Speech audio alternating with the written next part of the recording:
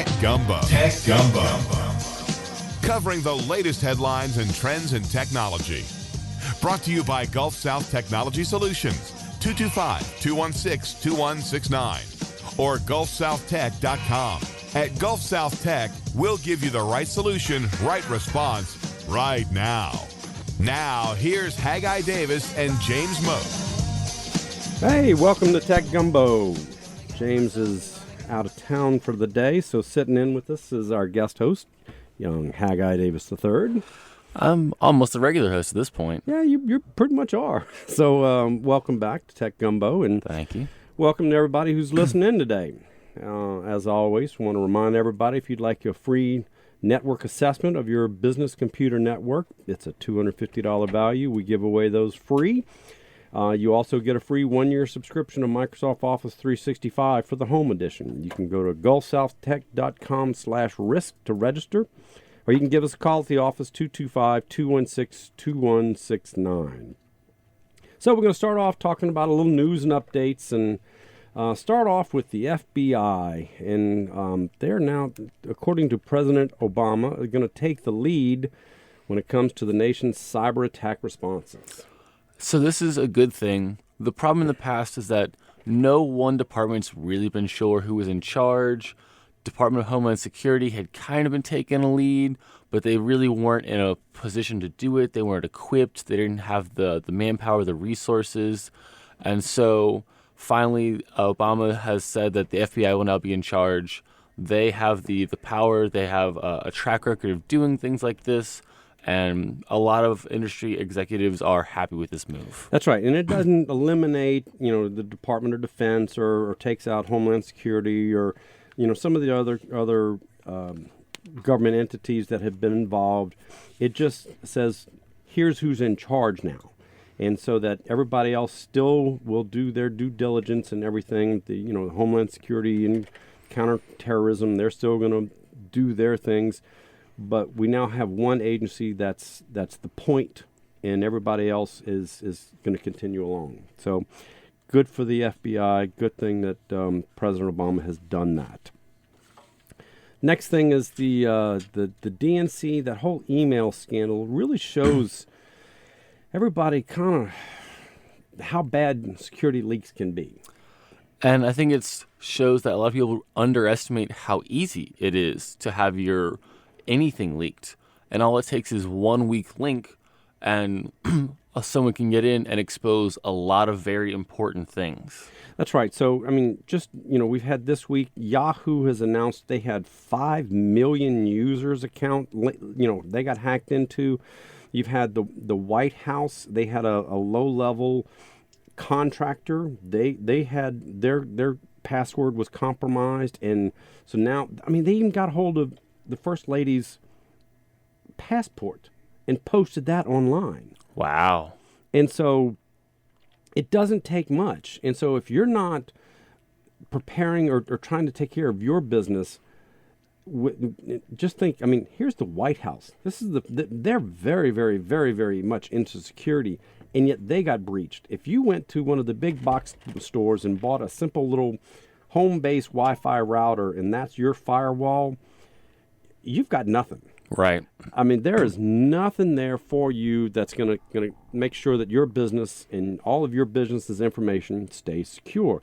You need to have a business-grade firewall just to start. And if you don't have that, then, why are you trying to keep any secrets? Exactly. A gentle breeze would get into your software at that point.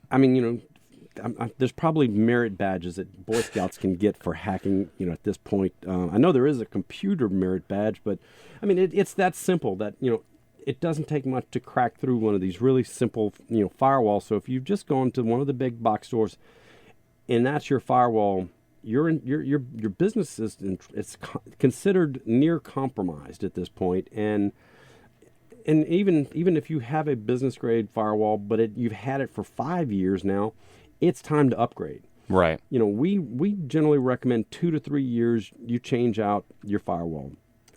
Do your business a favor and try and protect yourself. We're going to be talking a lot more about a lot of different technologies coming up later on in the show, but you've got to have that first line of defense, and that's to be a really good firewall. Absolutely. It's like having insurance. It's like having a solid fence.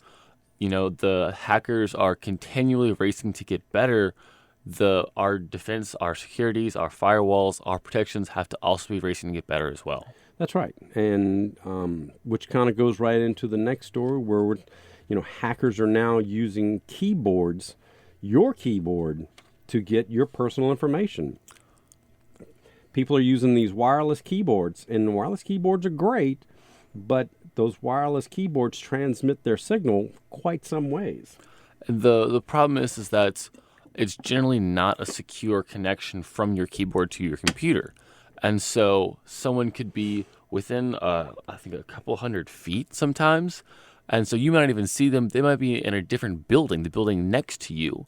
And if you're typing on your computer, they can read your keystrokes. And all it takes is just a little bit of, puzzle solving, and they can read what websites you're going to, what passwords you're typing in, important business data, bank statements, all those things. Credit cards, everything. And so, and it doesn't. You could have somebody sitting in a parking lot, right, outside of your business, with a reader and just listening and having their system listen to what you've got going on, watching your keystrokes.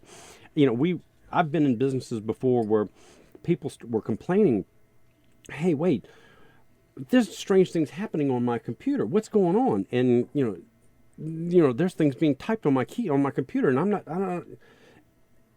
It turned out there were two wireless keyboards in the office. They were on the exact same signal. These desks were 35 feet apart, but yet, as anybody would start typing, it was changing everything on the other screen. Right. And so, it is real. The fact that these computers, these wireless keyboards, are just pushing out your information into the ether out there, and anybody with any kind of a low-grade technology, system can restart, and it's all it's got to do is look for that system.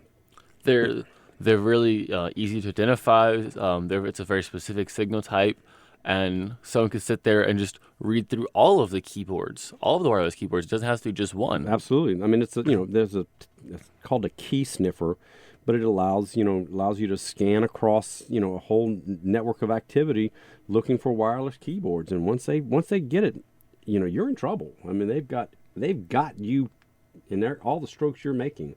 Every time you put in a really secure password and all this kind of stuff, and you think you've done a great job, except for the fact that they've got you. Right. So moving along, kind of in that same vein, billions and billions are spent every year on cybersecurity, but companies still, they're not safe, and it kind of goes back to what we were talking about, with being hacked from wireless keyboards, or being compromised, or people guessing passwords or whatever. Last year, it was almost $75 billion that businesses spent on cybersecurity.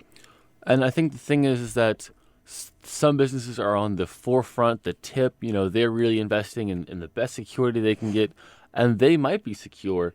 It's those businesses that said, "Oh, we just upgraded our system back in 2010. It should still be good, right?" Exactly. And so, you have these companies that aren't doing the right thing, and so when they get compromised, and then they're doing business with somebody who is doing the right thing. Now the company that's doing the right thing just got compromised as well. Exactly. Which is what happened to the White House with that low-level contractor.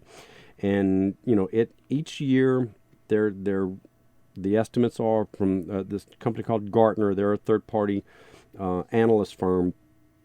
They're expecting the amount of annual spend to grow by about 7% every year, and that's what they're recommending businesses. If you're not spending at least 7% more this year than you were last year on your cybersecurity, you're running behind, because as a rule of thumb, the hackers, the bad guys out there, are generally 6 months to a year ahead of the security industry. And so if they're out there doing things, they're right now creating stuff that we're going to start catching and finding next summer. So you got to hope you've got 6 months worth of a runtime to protect yourself. So I think a really good analogy is think of a common virus, a biological virus. Our body's defenses have to react to that. We can't make something to prevent that virus from happening before it happens. We have to catch it. Someone has to catch it, and then you start developing an immunity to it. And that's a very a real example here.